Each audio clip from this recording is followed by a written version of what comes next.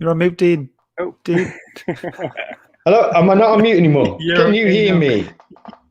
Dean calling Nerd Herd. Welcome to episode 42, everyone, of the Nerd Herd Comic Book Club. If you're watching with us live right now on one of the live streams on Facebook, Twitch, or YouTube, thank you very much for participating with us. And if you've randomly found us by clicking on a thumbnail or on one of the podcast providers, we are a book club for people who like to read comics. Every week we take a different story arc or a collected volume that we all read along together, and then we gather via these live streams to share our thoughts, views, opinions, and we give it a little review at the end. I'll let you know what we're reading this week, but it's worth sticking around to the end, because this week it's your turn watching right now to decide what we're all going to read for next week, which will start off the next wave of choices for the reading that we're going to do. So that's what we're doing. So this week is, you can tell from the thumbnail, we are reading I Hate Fairyland Volume 2. This is the last of our catch-ups or sequel months or continuations, whatever you guys have wanted to calling it. And this, of course, was published by Image Comics in 2016, and it was written by none other than Skottie Young, and it was also drawn by Skottie Young. That's right. He wrote the theme tune and he sang the theme tune.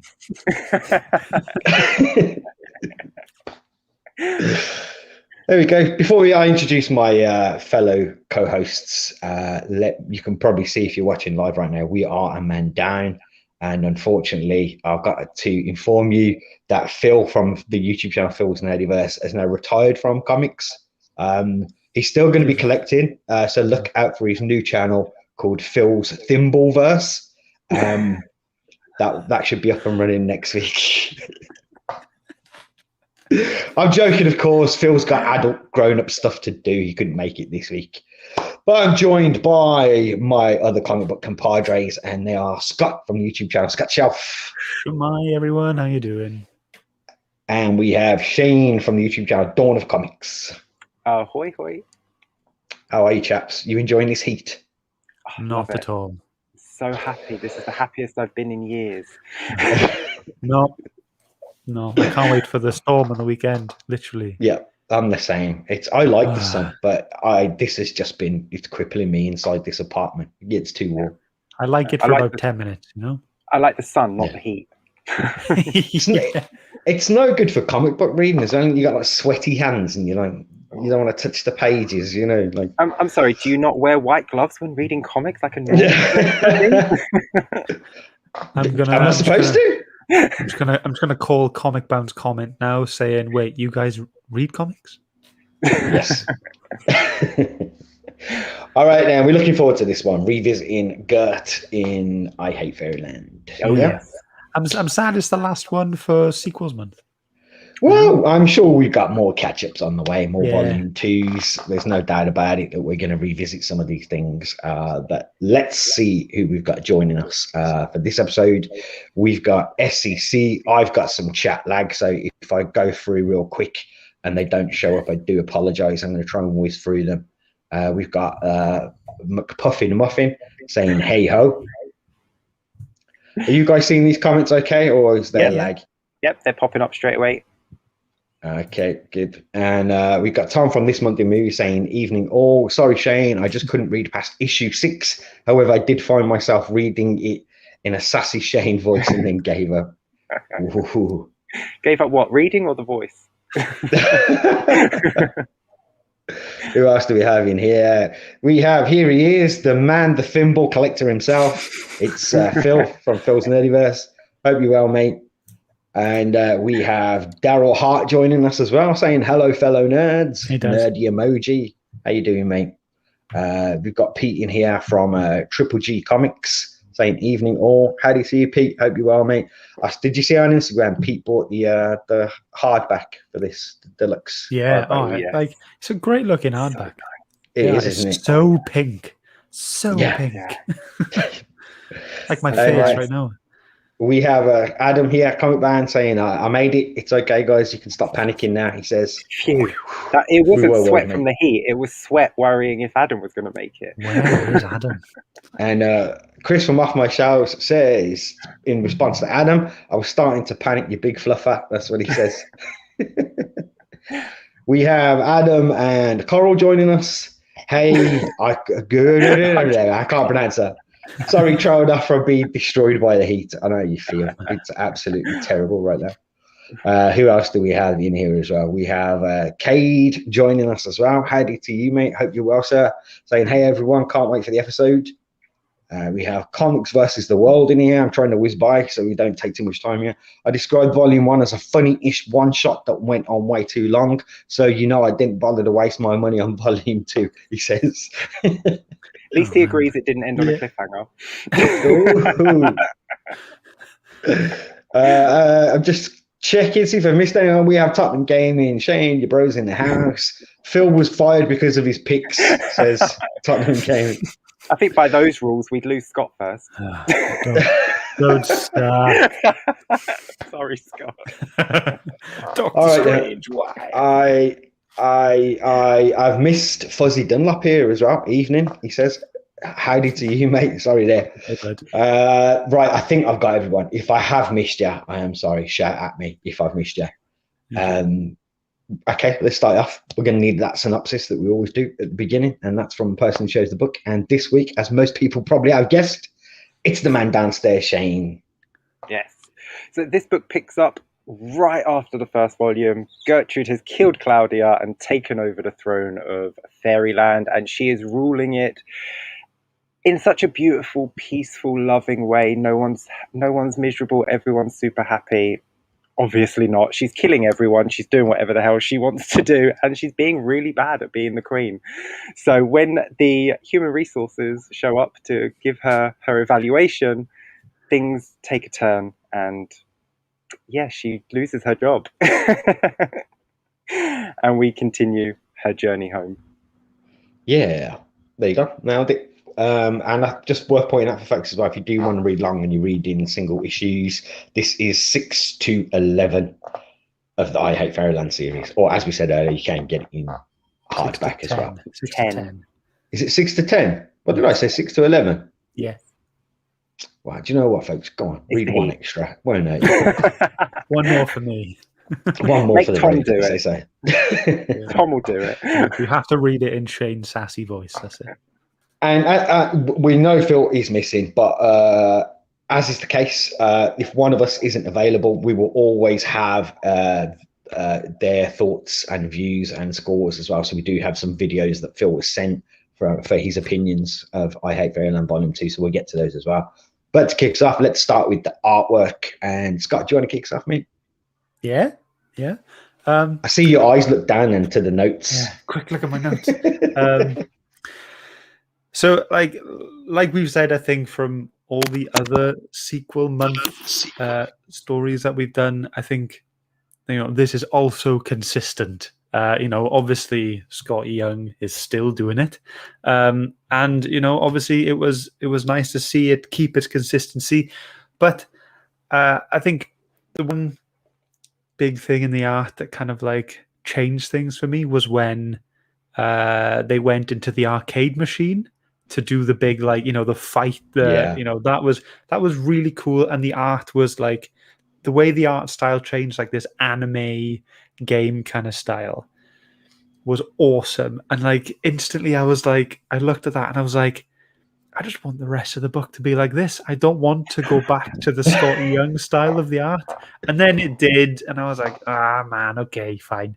And but like I don't know what it is. I think it's just the tidiness of that kind of the anime style art. Do you think that was him maybe flexing his skills in that book to say, hey, look, I can draw other styles? Well, I was going to ask, is it written? Artist.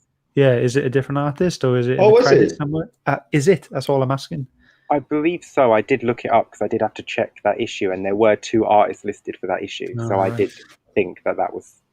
Okay, that's kind of burst my bubble with it then. So no, he wasn't flexing. He was not clearly that. Or the artist could have just done the variant cover. It's just for that issue there are 2 artists listed, so I'm not sure what he did. We got SEC saying it's Adventure Time on acid. 100%. Yes. We got Highland G. Everyone's saying, "Where's Phil?" Wind back about 5 minutes, and you'll find out where Phil's gone. And Adam from Comic Band is saying SEC more like Adventure Time on bath salts. He says for this one. And Triple G is confirming as well, different artists credited in the book. So yeah, the likelihood is that he probably is that, isn't it? Seeing as it was very different visually. And Adam from Comic Band is also saying it's so much better when there's a good in-story reason for changing art styles. That's a really good point, because we had a massive issue, was it, with the end of issue 1 of issue 6 of the the Court of Owl stuff, and how the big massive Batman suit was just ruined in the next page by all this just changing of art. But because we have a reason for this art change, I love it. You know what I mean? It's weird. I haven't thought about it like that. So thanks, Ad. That's good. Yeah, I think it gave it context, didn't it? Like like you say, just right there in what Adam says, there was a reason. It wasn't just kind of like bam, there all of a sudden your Hellbat suit looks like a cartoon. You know what I mean? There's like a reason for this, of like disappearing inside a game machine.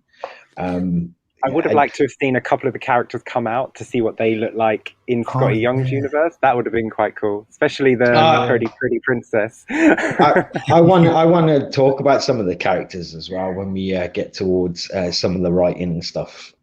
Shane, how about you for the art on this one? I love it. This because I love this style for this story. It's perfect. Just like with the first volume, I love this style, the over cartoony, over exaggeration of everything. It's perfect for this story, so I loved it. Yeah, I don't have any negatives at all. He's a master at that, though, isn't he? Like I saw today, I think he put up a quick sketch drawing that he'd done of Marvin the Martian on Instagram, and it was like, it was dead on, man. It was so good. We got SEC here as well, confirming Jeffrey Cruz did the arcade style art. He's just checked in his hardcover. You are a legend, SEC. Thank you very much. And, thank you for doing the work so we don't have to. Yes. Hey, that's why we love doing this. We're all sharing information. That's what it's all about. Adam here is saying as well, I love the way this volume started. However, I'm gutted we didn't get more of Hop of the Buffalo Truff. I'm still hoping for a spin-off. I'm hoping for a spin-off now as well. I haven't read volume 2, but I'm not sure you'd guess which character it is. Duncan. Nope. Oh. Well, wait, let's get to the pages and then it might become a bit more clear. So let's take a look at the favorite pages that we chose, and then we'll take a look at what Phil thought of the art as well. Scott, do you want to start with yours, buddy? Yes. This was the coolest page in the whole book. I love magic stuff, right? And this, like, all these different types of magic going on. It looks like lightning, and then like necromancy, and then maybe like acid, and then I don't know what the blue one would be, but it was just cool. And like I just love massive scenes like this, and I think it just looked great. I don't know what else to say. It was just a very impactful, epic, like kaiju style, versus wizards. It was just the best page. This is the part where Duncan essentially kind of mutates, like you said, into a kind of kaiju dragon type thing at the end of the apocalypse, isn't it? Is he mutated? I just took it as like the cat from the arcade machine has trained him up. No, they said 500 years of being mistreated by Gertrude has just turned him into this. Wow, okay. Yeah, I think like all the kind of like neglect and the cruelty has kind of turned him into this horrible monster. What I did like though was Larry in this. Larry just turns out to be this kind of like super awesome Gandalf type wizard at the end. So that was a cool twist.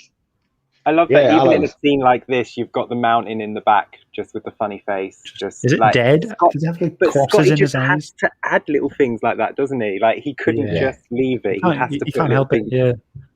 He's very good at that, isn't he? I wonder if like he just has one of those like like artist's eyes where he just sees faces on inanimate objects. Do you know what I mean? Like, that's a great panel. Any more on this one? I like the return of Horribella. Horribella, yeah.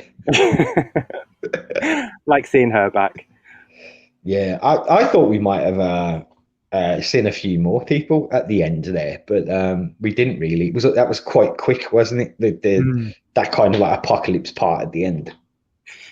Yeah, it's also the third book we've read this month that involves time travel. Yes. Is it?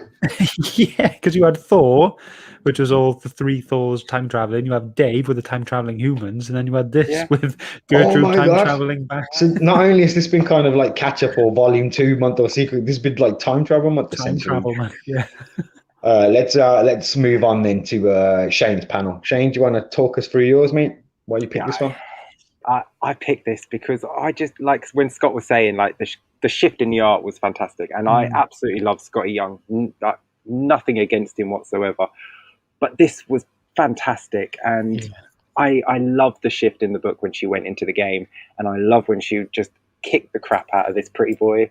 I just thought she was just so overconfident, and it was fantastic. And I love the hit combos as well. It's just a proper retro little game thing. I really enjoy it. I liked the arcade thing. I thought it was quite good. And it came as a bit of a surprise because it was unexpected as well. Yeah. Like I didn't expect the art to change. And now we find out it's a different artist. I kind of like the fact that it was as well, that he actually was brave enough to get somebody else in to make it like a completely different style. I think it was quite cool. Yeah. Yeah. Like a comment from Highland G has just come up now. He said reminded him of the Scott Pilgrim classic games, and that's what I wanted to say as well. This just reminds me so much of the Scott Pilgrim stuff. Yeah.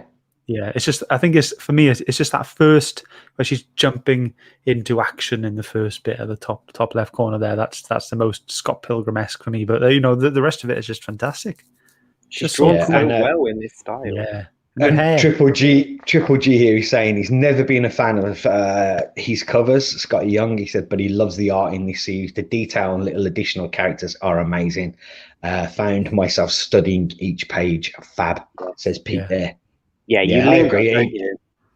I agree. He has an absolute knack for just making even the most banal things. Like, remember at the very beginning, and there's all those little jars in the wheelbarrow. Yes, the little glass jars for her pee. Yeah, he even turns them into kind of like little people, like personifications. Yeah. Yes. And Phil's here saying, interesting that most people like that art, he says. Oh, well, let's see what his video's like then. I could see what we've got coming up here. Any more on this one, on the gaming style? Anyone? I just loved that whole section in the arcade machine. It was just fantastic. Yeah. I weirdly enough, I chose Inside the Gaming Machine as well for my favorite page. But I've picked this, not because it's the most interesting visually to look at, but I think just because I kind of wanted to make the point about, you can see here, Glam Bam fan. Glam Bam's my new look. When I'm going back into the office, that's the outfit I'm wearing when I'm coming out of this whole lockdown thing. Wearing.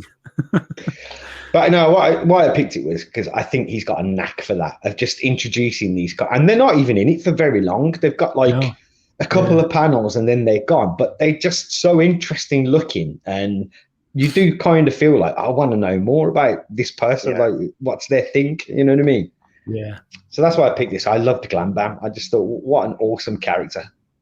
I love seeing the extra characters in the background as well, because there's like a Teenage Mutant Ninja Turtle and there's like Street Fighter characters and stuff. And the background characters are detailed quite well, considering they're just background characters.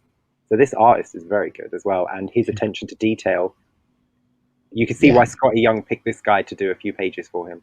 Totally, completely agree with that. You can definitely see why this guy got the job. And Adam's saying here as well, he says, I don't envy you guys having to pick one page from a book like this. Great picks there. Yeah, it was a tough one. I mean, visually, this is a great book. It's absolutely stunning. The art is absolutely flawless. I mean, so much fun and vibrant and comedy in it. He must have had so much fun doing this because it just comes out. You can sense the fun coming off of it, you know what I mean? All right then, folks. Sorry, go on, Shane. No, I was just going to say, it's a book of love. You can tell that the love that he put into this book. Yeah, most definitely. What did Phil pick? The back page? Let's check out what Mr. Phil said then. But before we do, Tommy's saying, this art style looks like Pokemon. That's what Tom says. Far off, yeah. All right, let's get to it. Let's see what Auntie Phil made of the artwork. Here he is, his views on the art. Evening, nerd herders.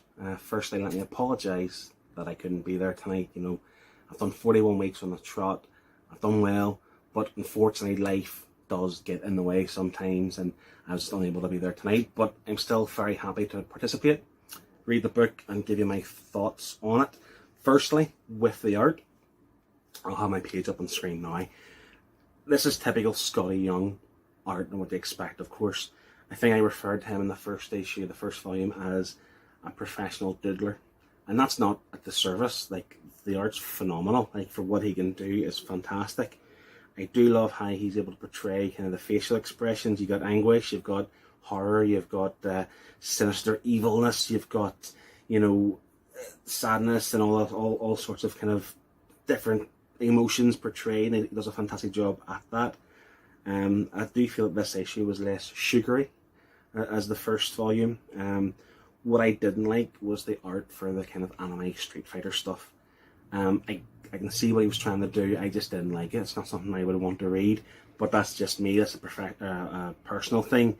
But yeah, the page I've picked, again, throughout the book, there's nothing wholly outstanding that's so different to everything else. Everything's just consistently good. But the reason why I picked this page is because it's just quite clever the way he's included that speech bubble full of pee. So at this point of the story, Gertrude's she's fearful for her life. She's hiding in her own room and behind the chair and stuff. She doesn't leave it for anything, even to go to pee. And these bottles are being kind of moved into the kingdom, and they're all happy and whatever, and they wonder what fate awaits them. Little do they know that they're there to the house Gertrude's pee. And it was just really funny the way that speech bubble is kind of almost filled the brim of her pee. I just thought it was really funny and great. And again, the artwork throughout was consistent apart from that anime Street Fighter stuff, which I didn't like. But some people may have. It's just my personal taste. I didn't. There we go. I love that page. So Phil's favourite part was just a pee-filled speech bubble. Yeah, that's correct. Phil's favourite part of this book was a jar full of piss. Okay, so Phil didn't like the computer game scenes in this. Then I'm good, man. He's a big gamer as well. I thought he would have enjoyed that. Like, I don't know, like a Street Fighter-esque kind of style, maybe. Like, I thought he would have liked it, but I was surprised too. Like, you know, obviously we're all muted while that's happening, and when he said that, I just went, "What? How dare you?" Yeah, I think I'm quite surprised. I thought Phil would have gone in for the gaming stuff as well. Adam here is just saying he wants to give a big shout out to the young son hero of the book, the colorist. Gonna make me say Jean-Francois Boulet.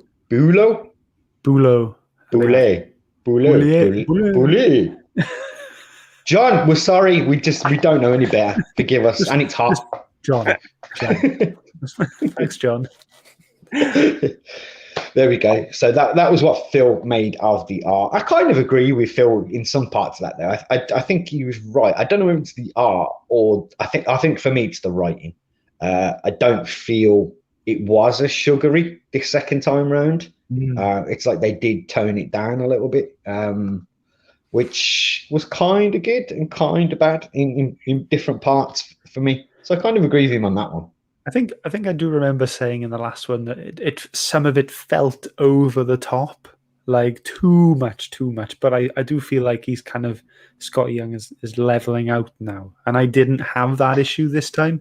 Like I wasn't kind of like, all right, give it up, you know. Like this for me, like the swearing wasn't too much this time, and stuff like that. I thought, you know, from issue 6 onwards, he's kind of leveled out instead of just going. I felt like he was on a sugar rush right in the first 5 issues, you know. But like, you know, he's mellowing out, but in a really good way, I think. Yeah, I think, and you often see that, don't you? Like volume 1, you know, tends to go all in, doesn't it? It's kind of like it's all out against the wall, and then volume 2, you kind of find a plateau, don't you, across the story. So it's not uncommon. It's not unheard of. Yeah. But yeah, I think that's a fair comment from Phil. Let's move on to the writing then. What did we make of the writing, Scott? It was the same, really, wasn't it? As same as last time. Like, you know, I'm glad that they toned down the repetitive swearing. You know, but what was cool? I don't know if we can consider this art or writing, but I liked how whenever there was a swear word, they would really like bold the word and put a color in there. You know, like you had like a really bold, like orange fluffing. Yeah. You know what I mean? And Yeah. that was quite cool. But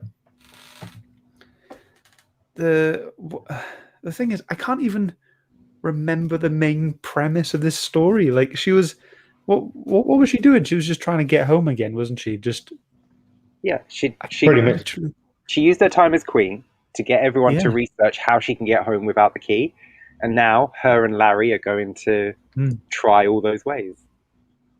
yes. See, I think I kind of know where you're coming from there, Scott, because that was the issue I had with this. If I had any issue with it, it was this. It seemed like this jumped from scene to scene very, very quickly. Like 1 minute she's queen, then she's not.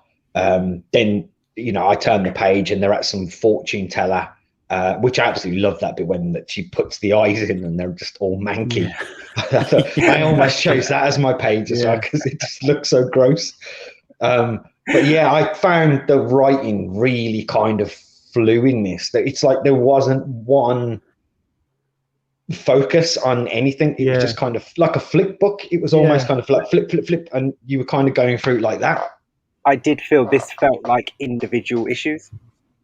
This didn't feel like a trade. It did feel like you were reading 5 issues of a run. Yeah, I do understand what you mean there. The first one felt like a story from start to finish, and then this one felt like 5 issues of a series with a through line, but it was just 5 issues. Like, I think that's fair. I can remember lots of scenes from the book and stuff like that, and I enjoyed them. But it was just the overall story from start to finish. Yeah, we all know she's trying to get home, but after reading it, I read it all in one go, and like I can't tell you how she tried to get home. Like that's the thing. Well, like she needed the dragon key to fuel the van, the creepy van. So that failed because there wasn't enough dragon pee. Yeah. Then she moved on to the gaming world because the leader of the gaming console would have a way home. She lost the tournament, so she gets kicked out. Then she heads to the rat who collects things from the human world. I mean, you did read the same volume, didn't you, Scott? Yes. I'm hoping you can see what I mean. Like, there's just so much happened, and it's like, I just can't remember it. Like, I completely agree with you, mate. I think, and I can't say I blame you because this did flick by very quickly, and I think Shane, I think you've explained that quite well. This did feel like single issues. Maybe if you did read this like a month apart, it would feel like it was a bit of a slower pace, given the fact that actual real life time was passing by. But I read this in one go, like yourself, Scott, and I found the same problem. And now you said that out loud, you are, I think, spot on. This did feel like a bunch of single issues kind of like squished in one book. Let's just catch up on the comments before we go any further, because I can see we're falling behind a little bit. Adam and Carl saying it gives me Nickelodeon vibes. Fairly Odd Parents comes to mind. What a show! Yeah, it's very true. And SEC says this series is Skottie Young's reply to people saying his art is all cute and baby variants over at Marvel. What a hell of a reply. Oh, yeah. And we got Liam joining us as well. Says, hello, apologies for being late. Went out for a meal for my mom's birthday.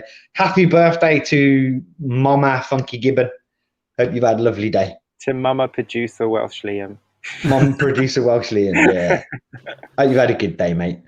And I'm just scrolling back up because the chat has jumped on me for the first time today, folks. Triple G. Yeah, Triple G here is saying, wish they had continued to kill the narrator at the start of each issue. I forgot about that. The fake swearing did irritate a bit after a while. Totally. Yeah, the narrator thing was pretty good. Yeah, that should have been an ongoing running joke, shouldn't it? Yeah, because there were no recaps because it was individual issues. Because that feeling, the first one was a through story, so it needed someone to tell you what had happened previously to get you up to date. Yeah. But like you say, because of the jumps, you could just jump on at issue 7 and pretty much know where you are. But maybe that's kind of why they've done it that way. You know what I mean? Like you said, you can just pick it up. You know what I mean? So maybe they've tried to do it in that way. I personally think it harms the book more than it helps it for me personally. Tom's saying, sorry, guys, he's got to go. He's on earlies this week. I know he's been working hard this week, poor Tom. But he's throwing in his selection for next week's read. He says, Witchblade Volume 2, only joking, Deadly Class Volume 2 is what Tom wants to see us all read. That's a good choice, man. Good choice. And it fits into sequels month. So yeah. And we've got 5 Naylor 5 saying I hate fairy tale 2, so they have turned up. Thank you for coming. Thanks for Thank you for coming. Liam here saying not sure where we are in the conversation, but reading through the chat, I agree with Adam regarding the art shift feeling like a South Park episode. I also didn't mind the swearing replacements and ... He's run out of characters here. He says agrees with Shane that it felt like individual issues rather than a trade. Yeah. I'm just trying to catch up here, folks. Bear with me. SEC says they're like self-contained episodes from an Adult Swim show. Yeah, that's kind of yeah, quite like Rick and Morty-esque. Yeah. Yeah. And Adam says, I feel like this series does suffer a bit when you read it collected. I think it's good to have breaks between issues. I agree with you, Adam. Yeah, I think it does hinder this more than it helps it. I read it first time round in individual issues, so I didn't notice this. So reading it again as a trade, I noticed this feeling. Yeah, definitely. Well, look, we're all pretty much saying we've all spotted something there, so it's got to be something in it, hasn't there? SEC saying Gertrude is on a quest, but has to complete a bunch of side quests. That should just be the synopsis at the back. Yeah, and High side quest, good analogy. Totally agree. Yeah. And we got Shattered Class got comment reviews joining us. How did you, mate? Says I need to read this. I've heard great things. I like the Australian name though.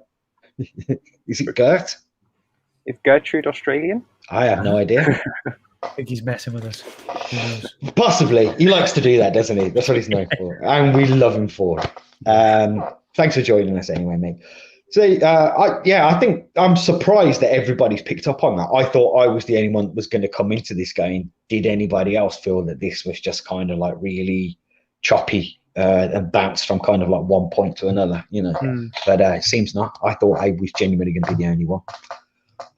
Okay, anything else on the writing for anyone? The jokes are fantastic. Yeah. Come on.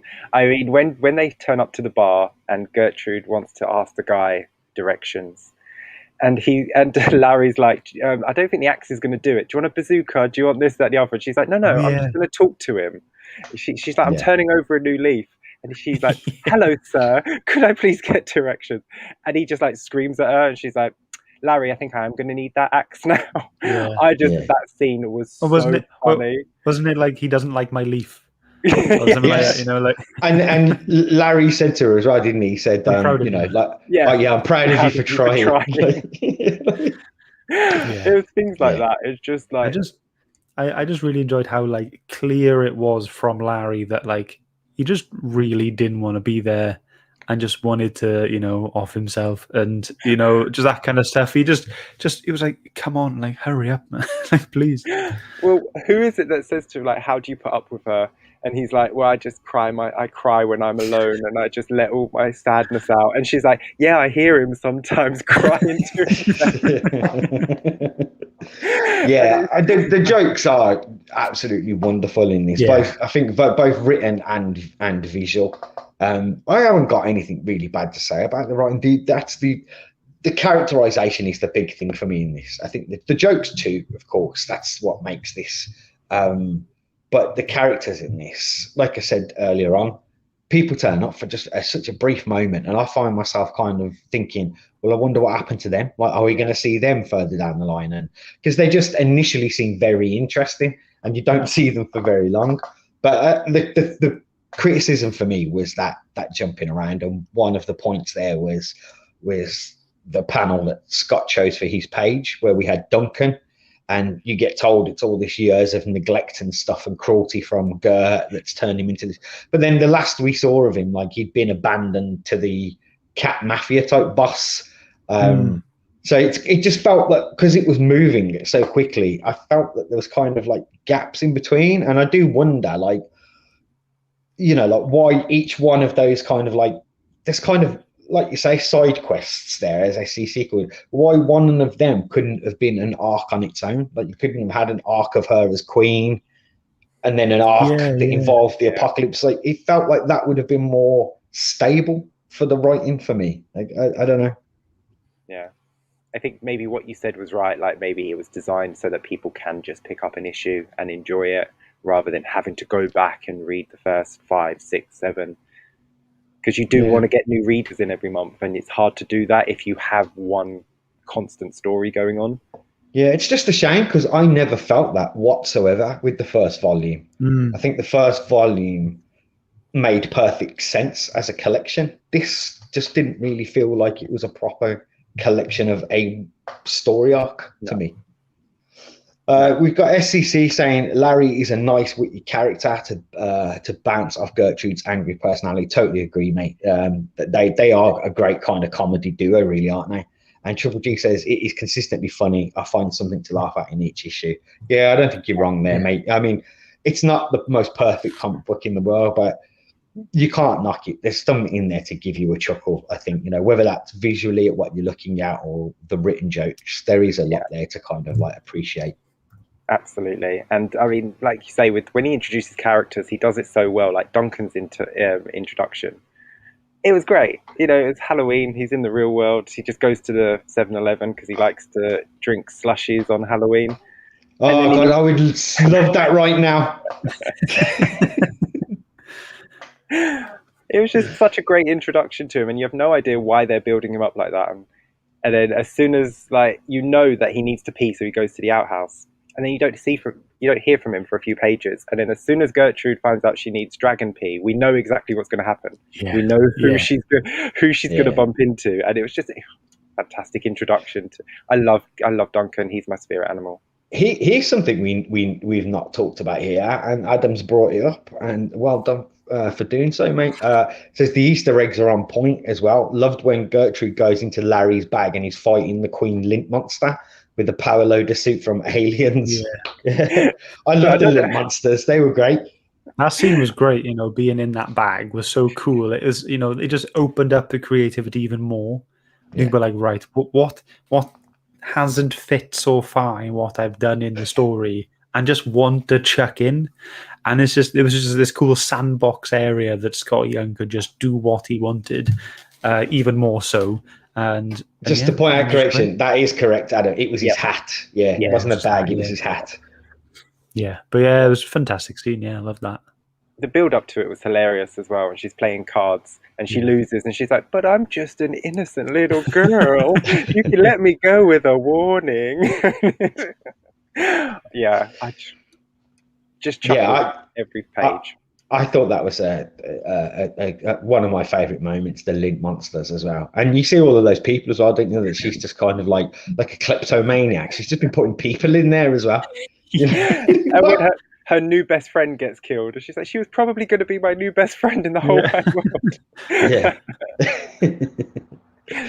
It was that was great. And the alien power loader suit was a genius twist as well. All right, folks, is there any more on writing that you want to touch on before we play Auntie Phil's video? Yeah, let's chuck Phil's on and see if we got anything else to say. Okay. Yeah.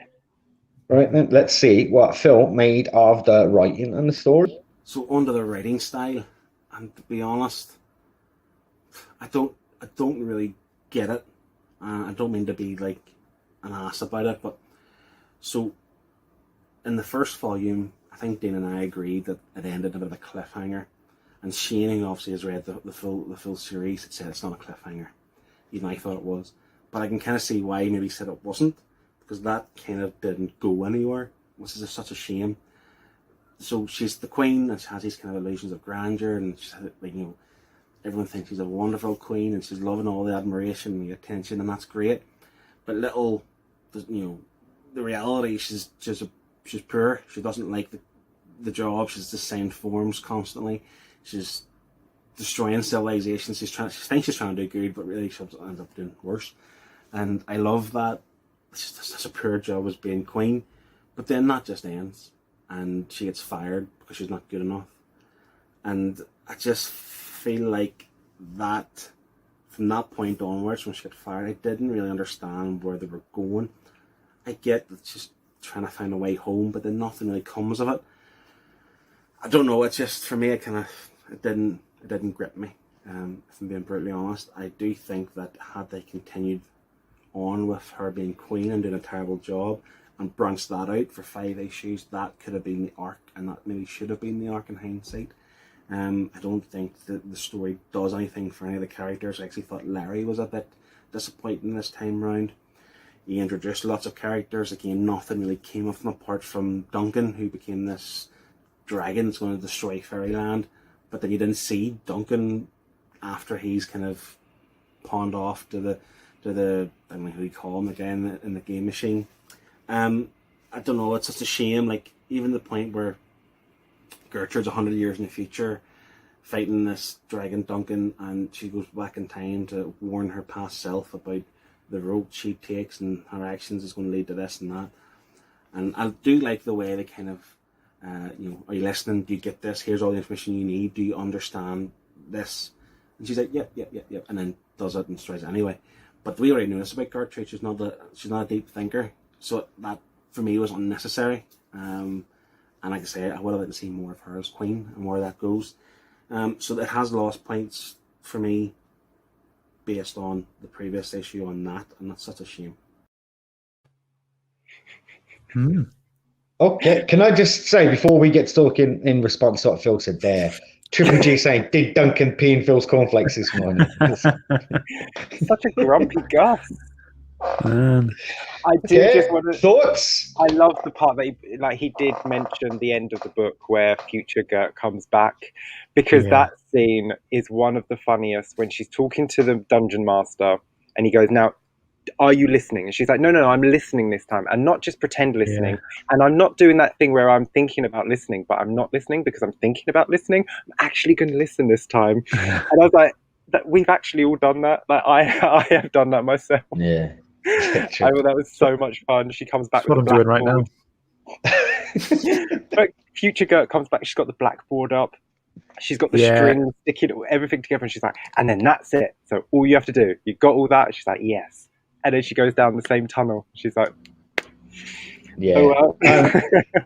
Adam's saying here as well, he's saying initially he was a bit puzzled why they didn't do more with the Queen Gertrude thing, but he says, thinking about it, I don't know that would have actually been fun to follow. There we go. I think because what they do in that first issue with her doing her queenly duties, you couldn't really stretch that out to 5 issues, could you? I mean, she goes around and just messes everything up. I think that would have got a bit repetitive. I don't know. I mean, you've got to put some faith in Skottie Young's writing. I mean, he can write a story. We know that. So the thing there is, like, who knows where it'd have gone? I mean, it may have been a better story arc. It may not have been. We will never know, will we? But I just felt that I'm not saying it specifically has to be that about the Queen thing for me. I just think that they should have focused on 1 or 2 main themes. I guess that maybe articulates it a bit better. They just seemed like there was lots of focus points in this, and they all came and went very quickly, rather than have one theme throughout the kind of 5 issues for the volume. That's, I think, for me, that's where it falls in. We got Beth here as well. How do you do, Beth? Says, sorry she's late. Thanks for joining us. And Adam says, yeah, exactly. They did enough in that one issue that you got the point. She'd be a horrible queen. There you go. Maybe that was all that we needed. HR told her, so. Everything blew up when she just left the kingdom or left the village. It would just always be exploding behind her. Always that a big bang behind, isn't that? Like, wasn't there the very last one when they did? It was like when she leaves. When she's fired, was there any reason for you to blow it up or burn it down? She's like, yeah, it's just cool out this way. Oh, yeah. All right, then. So that's what Auntie Phil made of the writing. Yeah, he didn't sound too impressed with this. I think me and Phil were probably the most aligned for volume 1, weren't we? I think, thinking back. I think so, yeah.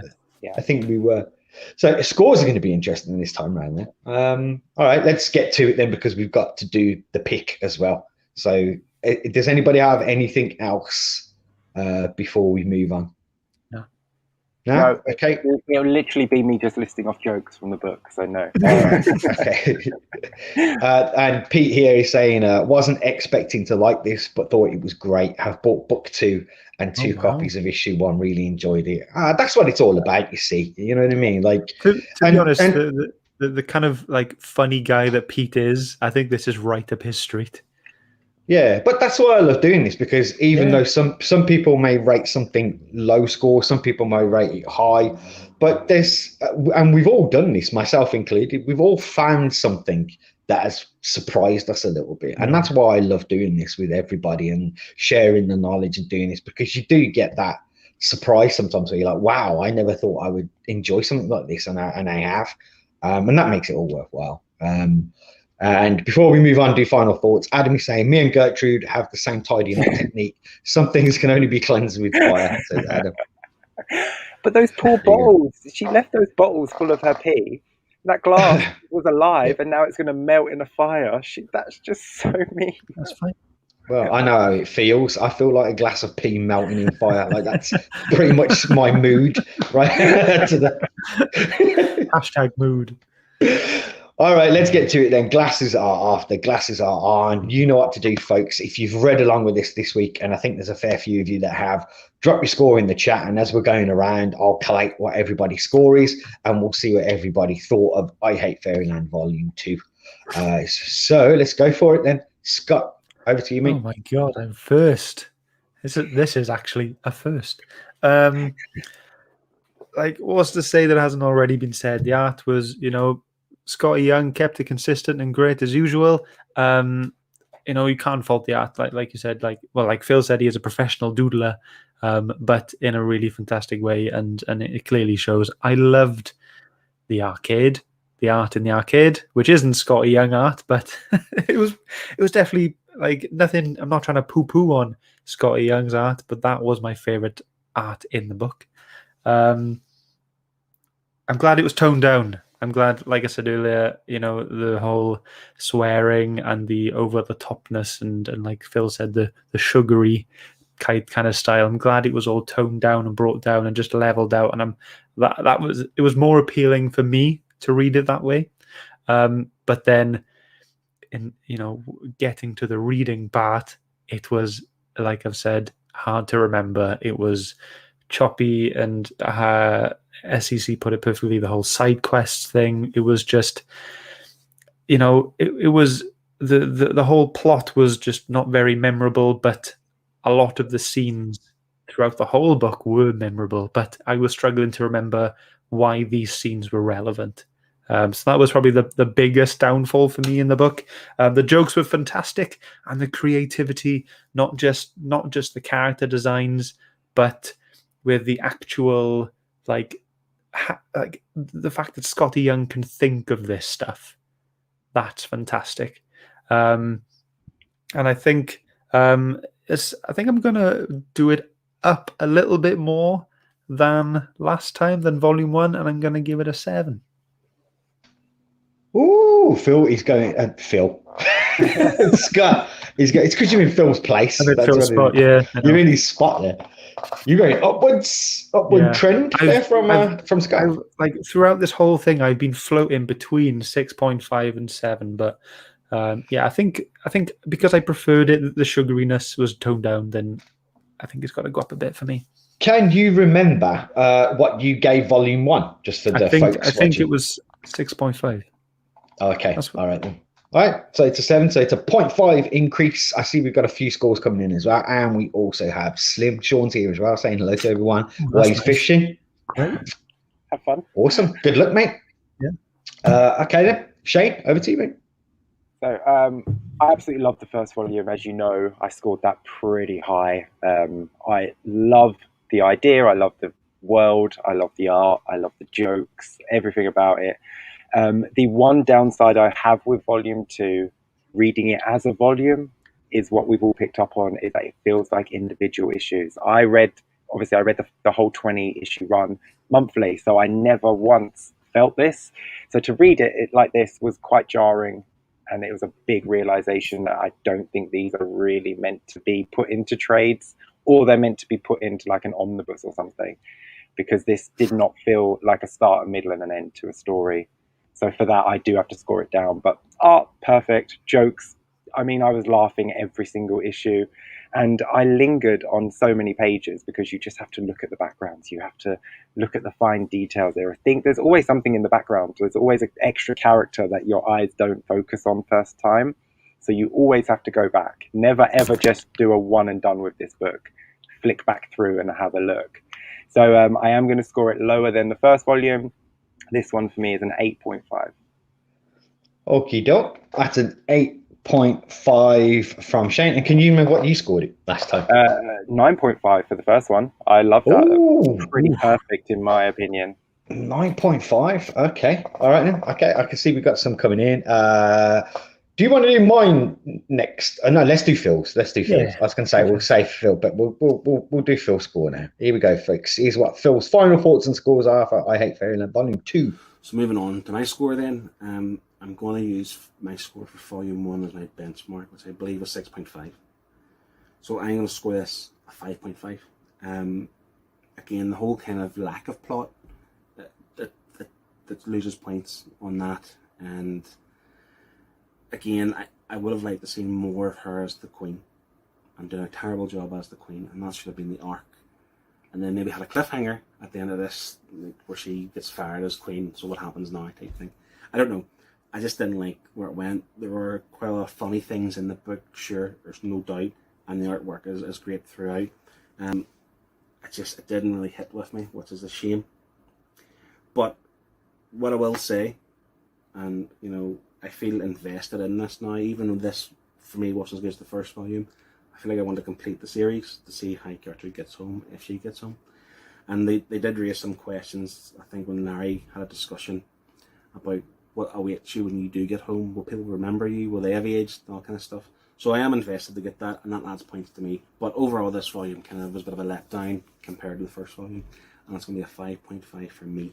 But folks, let me take this time to say goodbye. Thanks for watching the show, listening to the podcast, wherever you are, and I will be back next week, and I look forward to the viewers' pick. So don't be too disheartened. I'm coming back. There you go. The return of Phil. And a 5.5. What do we think of that? Well, he agrees with me. It's gone down 1 point from the previous volume. Yeah, I suppose it's a fair assessment, isn't it? You've gone down a point from what you gave it. He's gone down a point. Scott's gone up 0.5. Let's take a look and see what everybody thought. I'm just conscious of time here now as well. I know we've got to do the pick, so let me see what everybody thought. Where do we start? I think we start with Pete here, Triple G, who says, very different from my usual books, a strong 9 from Pete.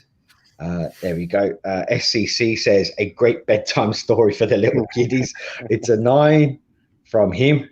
Adam comes in and says, I think the book found its balance with this set of issues. It felt like it stopped trying so hard for you to get what it was going for. Just a really good fun, and in brackets, and gorgeous read. 8.5 out of 10 from Adam there at Comic Bound. And Slim Comics and more says, Skottie has become a great writer and artist at the same time. High scores from him. I agree with that. He's turned out to prove himself on both fronts, I think, hasn't he, really? We have Liam, the Funky Gibbons. He says, I've struggled to score this one. I wish I'd have read as individual issues to get the intended feel. But as it is, I think I'm going to give it a 6.5, says Liam. And I can just see we've got another one in from Highland G here as well. It just says it's a 7 for him. Not as good as Volume 1, says Highland G.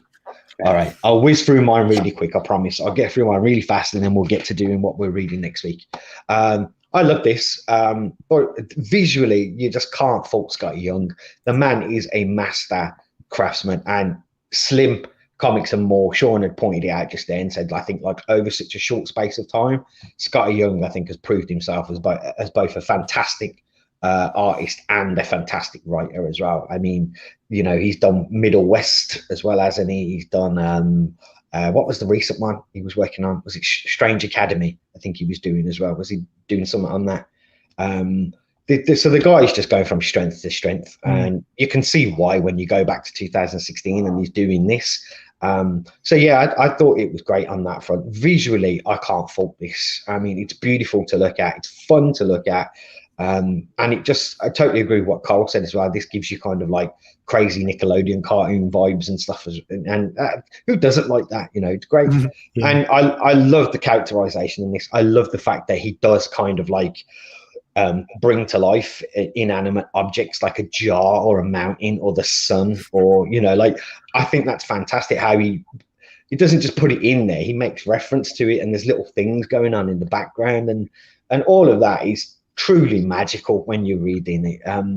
But the flip side to me is I couldn't get away from the pacing of reading this as a trade. I think we're all in agreement there that there was something incredibly off with this as a collected volume, how it just bounced from kind of like point to point, and it didn't really focus too much on any one thing. And unfortunately, I think, Scott, you're kind of right. It does leave it almost being a little bit forgettable as a series of books collected together, and that's a real shame. Really, I felt it did a bit of it did the characters and the story and the art a little bit of a disservice having it play out that way. So that is a real shame for me, and it did lead to me not enjoying this one as much as volume one for me. But again, I just want to point out that the characters in this are the main driving force. The characters are amazing in this. Gert, Larry, and my new favorite, Glam Bam. They are all excellent, man. They are absolutely fantastic. So for me, I think originally for volume one, I gave volume one a 7.5. I'm going to do, I think, exactly what you and Phil have done, Shane, and I'm going down a point for me. So it's going to be a 6.5 for me. Nice. All right. So let's see where it all falls then. So everybody that's read along this week, we had 5 scores from people, and they average at an 8 out of 10 for everyone that's read along. All right. And we're trailing behind a little bit for the 4 of us. Phil gave this a 5.5, Shane an 8.5, Scott a 7, myself a 6.5. That comes in at an average of 6.9 for I Hate Fairyland Volume 2. So big question is, let's get rid of that banner and get the Nerd Herd leaderboard up so we can see where it falls. And I think this is in 16th place, yes, from what I can see there. Yes. Yeah, 16th place. So it comes in maximum carnage. So yeah, it's just below Maximum Carnage and just above Once and Future Volume 1 from Boom Studios. So there we go. Hang on, but let me have a look at that. Where was the first one? 13th with 7.4. Yeah, I mean, that's kind of fair. Shane? Not below Maximum Carnage. Points You're wise, doing, there. You're doing the face. Right. That's where it falls. That's where it falls. All right, folks, there we go. That's where it falls. That's what we've made of I Hate Fairyland Volume 1. But I'm just going to say as well, I nearly forgot this. And when I heard Phil say, I wanted to reiterate it as well. I'm invested in this. I have all 4 volumes up here. I will see this through to the end now, through thick or thin. I will go all the way to the end. I need to know how it finishes, so I will see it through. Oh, good. So yeah, that's a testament right there to it not being a bad book when you want to carry on and see where it goes. And Phil here is saying, "Go Maximum Carnage!" Exclamation mark. All right, there you go, folks. That was I Hate Fairyland Volume 2. That concludes our catch-up sequels, Volume 2s, whatever you want to call it. So now we need to find out what's going to kick off the next cycle of reading that we're going to be doing. So we're going to ask you to choose what book we're going to read to kick that off. Of course, we're going to have the giveaways, and we will have an invitation for you to come and join us for next week's episode. So you know what to do.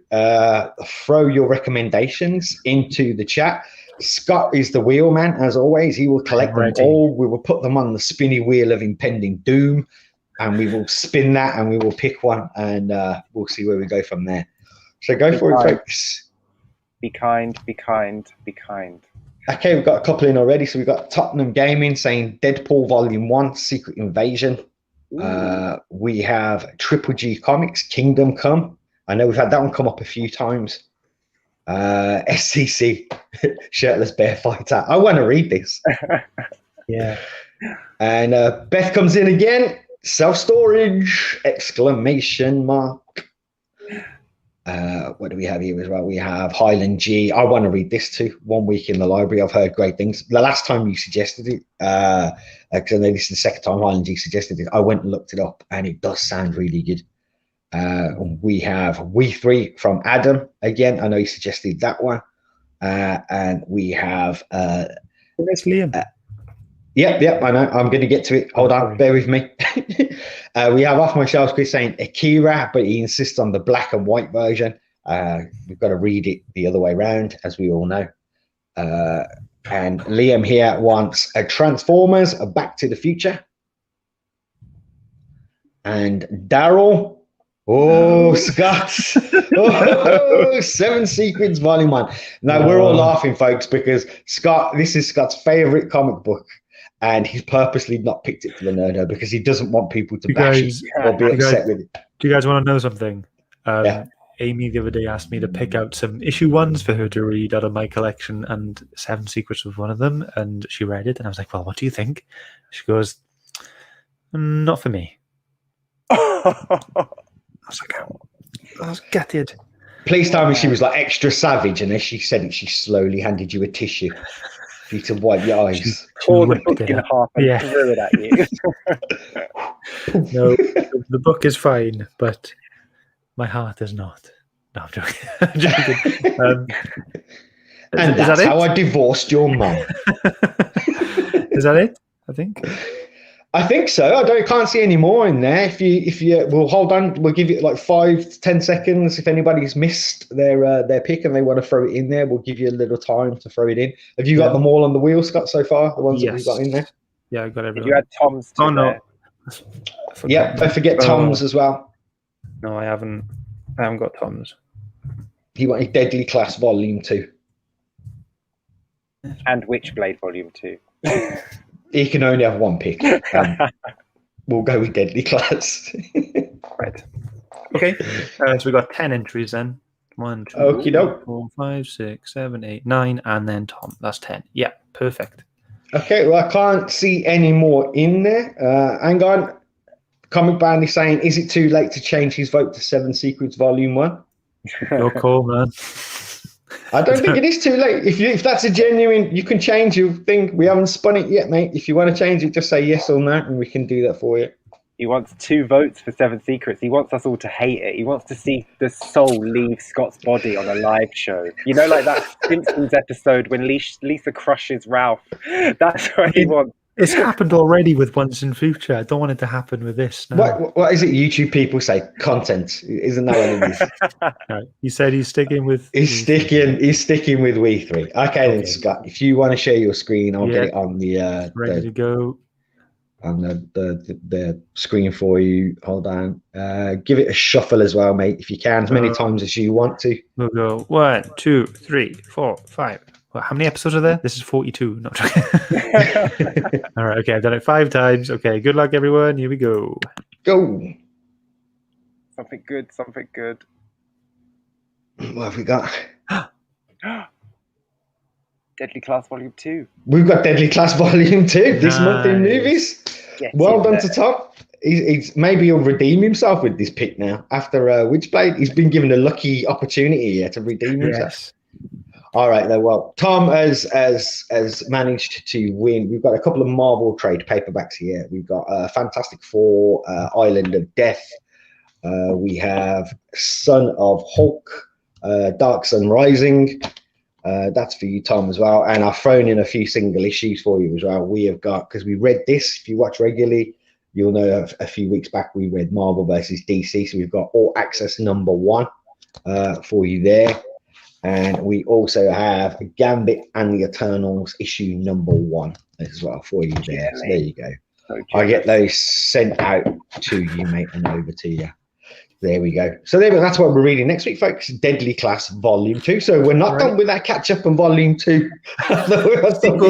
Continues. It carries on. And Adam is saying, this is your redemption arc, Tom. Bring it home. I mean, it can't be hard after Witchblade, can it, really? Chris, say no pressure. Sequel month part 2, the sequel. I love that. There you go. Sequel with part 2, the sequel, says SCC. That's Okay, cool. that's what we're reading next week as well. So we've got that starts off our next cycle of reading, as I said. So we've already got that geared up of the rest of them that we're reading. So we'll be reading Deadly Class Volume 2 next week, and then following that will be this lot here for you. So we have The Eternals Volume 1 coming up from 1976 from Jack Kirby. We have The Sandman Volume 1 from 1989 from Neil Gaiman coming up. We got The Silver Surfer Origins from the 1968, and I do believe that's the first Silver Age book we're going to read so far on the Nerd Herd Comic Book Club. And then we're going to finish off this wave, the coming wave, with Superman Sacrifice from 2015. There you go. That's what's coming up. Happy about that? Yes. Yeah. I think it is quite exciting. We're like bouncing all over the decades there, aren't we? Yeah. It's mental, yeah. Yeah, I'm looking forward to that. And again, I can't believe we're almost at the end of the season and we've never read a Silver Age book. Man, How has that happened? that's mad. Yeah. Yeah, it's going to be. I think a few people are quite excited already. I think Triple G saying we'll need to read volumes 1 really quickly. Again, you'll get through it, mate. It's not too bad. Comic Bound, Shockface, Sandman, Triple G, Sacrifice is interesting. Great pick, he says there. And Comic Bound, I said I've been waiting for a sign to reread Sandman. This is it. And Carl says, I fell asleep after tiring day at work and missed the vote for the book. Oh, dear me. Oh, well, you can put it in now. You can let people know what your vote was if you want to put it in the comments. So there you go, folks. That's what we're reading next week. That's what's coming up. We only have one more wave after this one, and then we're at the season finale. And without giving too much away, stay tuned, folks, because we have got something quite special for the end of season and some new things coming in season 2 as well that we'll share with you at the end of this one. So just a little peek there of what we've got coming up. So I think that's it, really, isn't it, folks? I think we're done there. So do you want to just let folks know what you got going on? Yeah. Phil, over to you. Well, if it's Phil, it's absolutely nothing. But for me, we are on the 10-day countdown until the next episode of Comic Airwaves. We're really looking forward to this one. We are pushing for some more answers to be sent in for this month's question, which is, can you tell me your nerdiest chat up or pickup line? So yeah, this is quite... A lot of people are struggling. So it might be a quiet one, but if you can think of one, if you just Google one and you want to practice it on your partner, send me a video and we'll chuck it in. And then we've also got the auction, the charity auction. I'm saying this now. It is going to be lined up for the 8th of August. We can't do it next week. It'll be the 8th of August, and we'll be picking the charity in the next week or so. And that's me. Awesome. Ooh, also, one more thing. Oh. Tomorrow, I'm appearing on Manny Reads Comics to talk about 7 Secrets Issue 10. 8 p.m. There we go, folks. Daryl, you wanted 7 Secrets action. There you go. That's where you can find it, mate, tomorrow. And Phil is saying, I've 4 videos out this week too, he says. I don't believe you, Phil. I'll be honest. Shane, how about yourself, mate? What you got going on? Tomorrow at 8 p.m. on YouTube, the Dawn of Comics Quiz Night 10 premieres. Yes. I didn't know that conflicts with something you've got going, Scott. Sorry, I'm man. sorry. I'm sorry too. Oh, it happens. Join, play along. There's a viewer competition, so you can take part in that, and you can see if someone wins. It's a good time. We had a laugh. I've streamlined it, so it's not as long as the last one, I promise. I can't wait for that, mate. It's going to be good. It's always such good fun, and the atmosphere is always really good there. Yeah. Adam here, I think this one's for you, Scott. He's saying you're asking nerds for chat lines and people are struggling. I'm shocked. Yeah, I think it was a big ask. I think we're going to go for a simpler question next time. Yeah. We learn and we move on. Yeah, we get there. Okay. As we know, I don't really do anything, or I don't really go anywhere because I'm sad and I just live in this little box on the internet. That's pretty much where you find me. I'm trying to plug my mouse in here. I've unplugged it again so I could charge my phone, and it's making using the laptop incredibly weird. So somebody do some talking while I try and plug this in. I am really looking forward to the next cycle of books. Yes. I will like. I'd like to mention to Comic Bound that it was me that chose Sandman, and Brownie points. so he can thank me. Yeah, You want the brownie points for picking one of the most obvious books to read for a book club. mate. It's been ages, like 40 odd weeks not picking it. It's been great, and I've never read it. I've listened to some of the audiobook, and I've just been looking forward to having a reason to read it. And here it is, and I can't wait. Yeah, I'm gonna make a shocking confession here that's gonna probably get me beat up by a bunch of nerds. I've never read Sandman. I'm a huge Neil Gaiman fan. I've pretty much read every novel he's ever written, but I've never gotten around to reading Sandman. I love Neil Gaiman as well. Yeah, I am hugely looking forward to reading that. Okay, I've managed to get my mouse plugged in now. Good filling, guys. Good filling. Thanks for that. So yeah, I'll just drop some links and do some shout outs for you, and we'll try and end it on that there. So first channel, and as I say all the time, if you like what we do, you'll probably love what these guys do. Go check out the comic book. I'm trying to get the name right here. The Comic Book Trove. Go and check out his channel, and he does kind of omnibus and collected format reviews, and they're really interesting. I think the one he put out today was Fantastic Four. He was looking at volume 1 of that, an omnibus, but he goes like really in depth into the history and into the stories and stuff. So he knows his stuff, so yeah, go and check him out. And also there you go, visual aid there from Scott. And we also have Noggin Comics.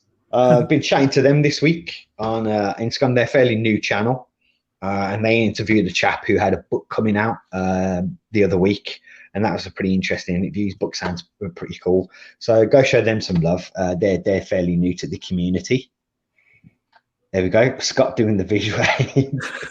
And lastly, I want to give a shout out for one of our own. He's always here. He always reads along with us, and we love him. And I'm going to be a bit mushy here as well. I think his channel has been around for about 7-8 months now, but it has quickly become one of my favorite kind of book review channels to watch. And that is Chris from Off My Shelves. Go and check him out. He's been doing a whole month of Dark Horse books in honor of their birthday. So he's got a whole stack of Dark Horse books that he's been looking at too. And I don't think it's finished with yet. I think he's going to go right up to the end of the month with the videos as well. So it's been hugely interesting. And it's a great channel, I think, if you want to find some new reads, things you may not read before as well. I find that's the case with me. So go and check out Chris there as well.